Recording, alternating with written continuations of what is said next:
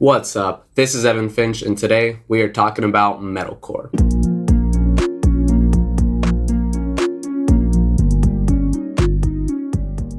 So today I will be ranking the 5 biggest scene metalcore bands in 2020. They made it big in the late 2000s or early 2010s, and they have successfully survived to 2020, which is a huge accomplishment in the scene because a lot of bands just really haven't. But the question is, will they survive the next decade throughout the 2020s? That is the question we are discussing today.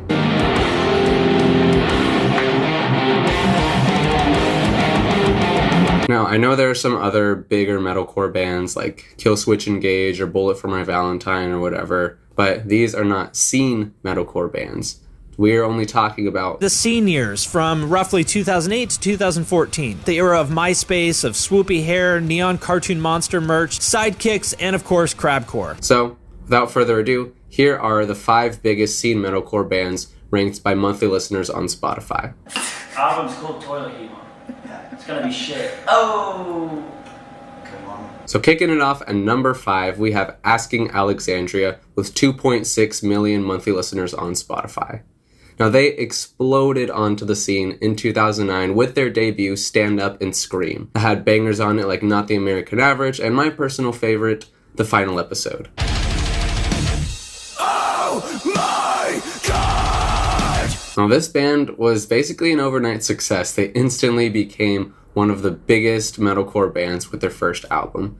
And they kept putting out strong releases. By 2013, in their From Death to Destiny area, they had pretty much become as big as they possibly could be. They hit the ceiling of metalcore, and if they wanted to just break through the roof, they needed a new audience. And it just so happens that the biggest song on the album, Moving On, was a Red State butt rock song. So in 2017, with their self-titled album, they really doubled down on the butt rock thing. The big single from that album was Alone in a Room, and it is their most listened to song on Spotify right now.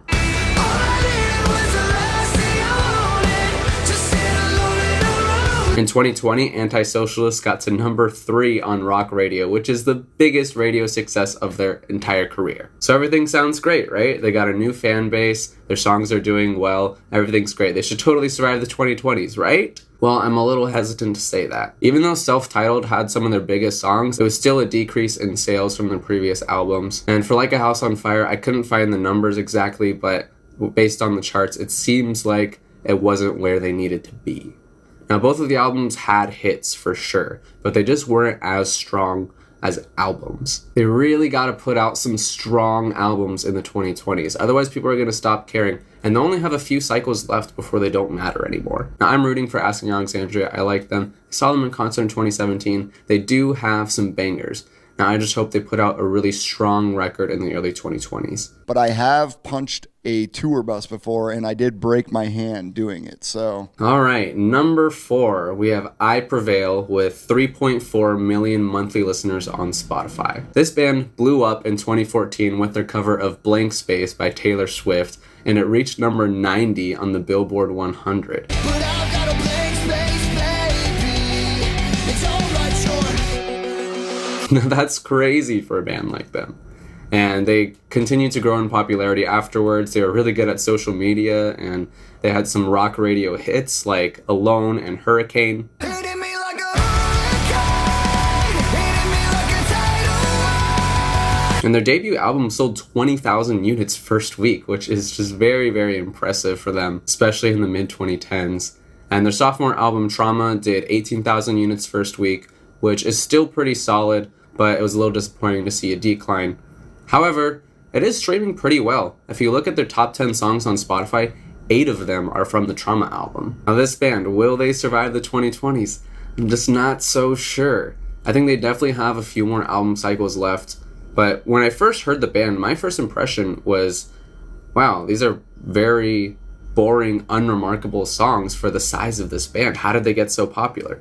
And I still think that a little bit, but after revisiting a few times, I realized that they do have a bit more sonic diversity than I initially realized, especially in 2020, where they collaborated with EDM DJ Illenium and rapper Joyner Lucas. Murders of soldiers keep on serving. I wonder if it's all worth it. I wonder. On our knees So they've definitely been experimenting with their sound a little bit. They have electronics, they do rap sometimes, and I think their sound is, kind of interesting sometimes. I don't know, I think they have a solid fan base, and they've been doing well on rock radio, and they've been touring with some bands outside of the scene. So, they might be around for a while. I'm just not so sure people will be interested enough for them to survive another 10 years. I don't know. We will just have to see about that. The band continually surprises me with their success, so you never know.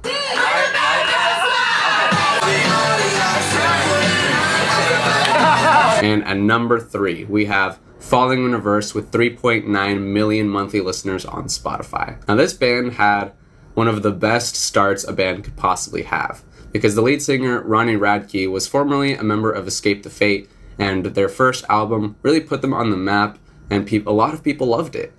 But instead of doing a new album with Escape the Fate, Ronnie went to prison for 2.5 years.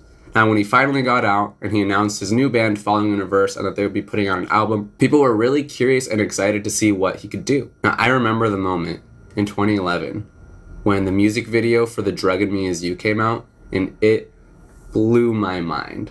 That song was just so good. It was the perfect lead single. It was super catchy, upbeat, and also dark. And it was just a very epic emo anthem.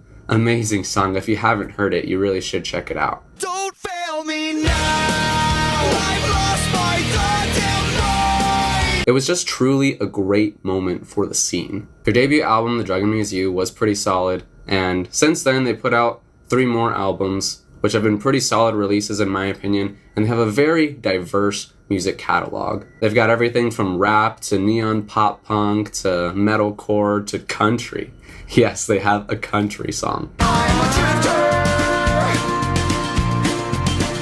I'm a drifter. They have since ditched the traditional, 2 or 3 year album cycle in favor of just releasing singles, which has been going really well for them. Their singles are all very solid, and Popular Monster, which came out at the end of 2019, is their biggest song ever. It reached number 1 on rock radio, which is also Falling in Reverse's biggest radio success of their career. I'm about to break down, searching for a way out. So will this band survive in the 2020s? Absolutely yes, I think so. Ronnie Radke is just a very brilliant, creative mind, and he takes a lot of risks. Not all of them have paid off, but a lot of them really, really have. Like Popular Monster is an absolute banger, and people are finally giving respect to this band after all of these years of people hating on them. And honestly, Ronnie Radke, despite his personality flaws, he is one of the few true rock stars. And I just think he'll stay relevant as long as he wants to make music.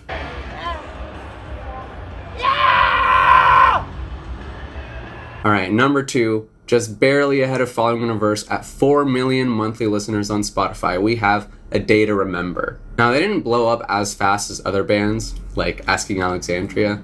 Instead, this band just put out solid releases for a long time, and that's how they gained momentum. Now, the first really big increase in momentum was in 2009 with the reissue of For Those Who Have Heart, and that included their cover of Since You've Been Gone by Kelly Clarkson, which was just awesome. Since you've been gone,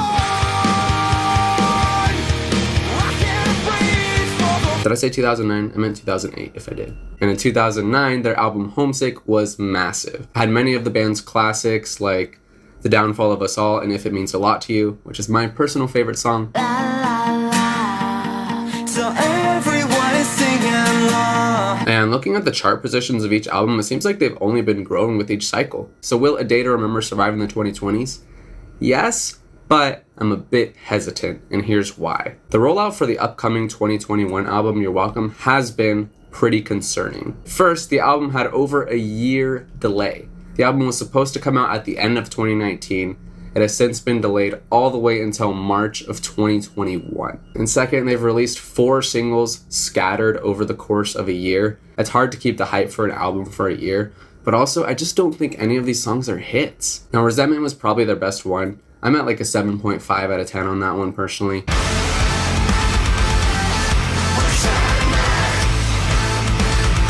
It's doing pretty well for them. It's their second most listened to song on Spotify right now. But I just don't think the song was quite good enough to carry the hype for a year. They put out another single, Brick Wall, last Friday, and it's a good song, but it's not a hit, and it's not gonna generate enough hype for the upcoming album. So they really need a good single before the album drops. Otherwise, I don't see it doing too well.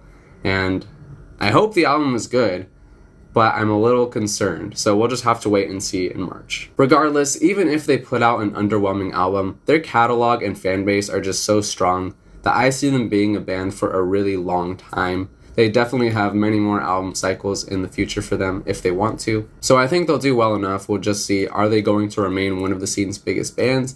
I'm not sure. We'll have to wait and see.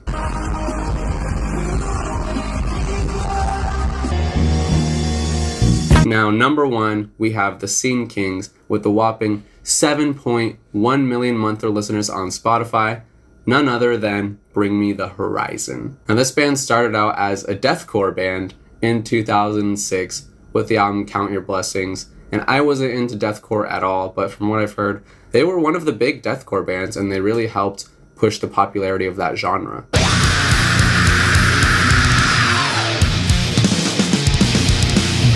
And then with Suicide Season, they did that with another genre, metalcore. They really helped shape the sound of metalcore and quickly became one of the biggest metalcore bands. And from there, with each album, they gradually became more and more rock friendly. By That's the Spirit in 2015, they had pretty much left metalcore behind, and every song on the album sounds like a rock radio single. Now, a lot of fans were initially quite upset by this change in sound, but the songs were just so damn good, a lot of people couldn't stay mad at them for too long. I mean, the album sold 62,000 units first week, which is huge, and it peaked at number 2 on the Billboard 200. So yeah, they were getting like kind of mainstream, which is really cool. I heard Throne in a Mediterranean restaurant in Taiwan. That's how big these songs were. Every scar will build my friend. And then in 2019, 2020, of course, they switched their sound again with the Ammo and survival horror era. They've been experimenting a lot with their sound, and they're putting out some of the most interesting music I've ever heard. Their song Ludens was released in 2019, not long after Ammo came out actually, but it was included on the survival horror EP. And I think this song just captures the best of both worlds.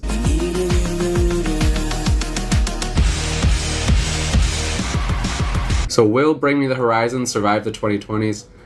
Absolutely, of course. They're very creative and incredible musicians who never ride a trend too long. They're always keeping it fresh, and they will stay relevant as long as they want to be a band. The more interesting question in my mind is, can they break out of the scene? I remember in an interview sometime before Ammo, Ollie Sykes said that with the next album he wanted to try to break into the mainstream.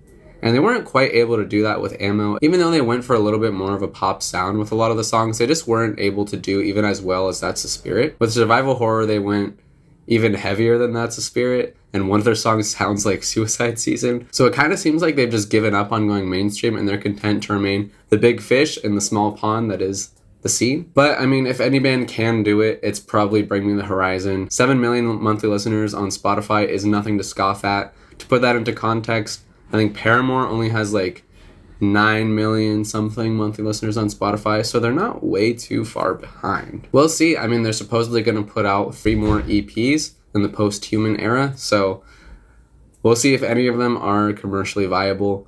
And I kind of hope one of them does really, really well, and they start seeing some mainstream success. I think that would be awesome. But if that's not what they want anymore, and they just want to be the biggest scene band, that's cool too. They're doing a really good job of it. So good for them. I'm rooting for them. I know they're going to survive and even thrive in the 2020s as long as they want to.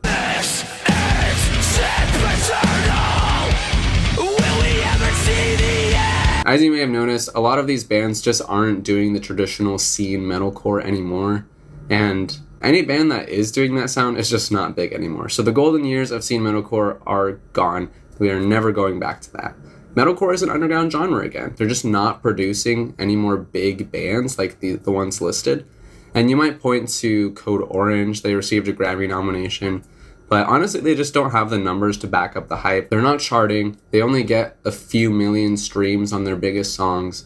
And I just don't see them becoming a big band. I mean, time will tell, but the numbers aren't backing it up. But of course, scene metalcore will always live on in its influence. All of these bands have retained elements. I mean, that structure of, a heavier screamed verse, clean, catchy chorus, and then a massive epic breakdown. Metalcore breakdowns are still awesome, and they're not going away. So I want to know, what are your thoughts on metalcore as a genre in the 2020s? And what bands are you rooting for to survive and thrive for the next decade? Let me know in the comments below. That's all I got for you. This is Evan Finch. Peace.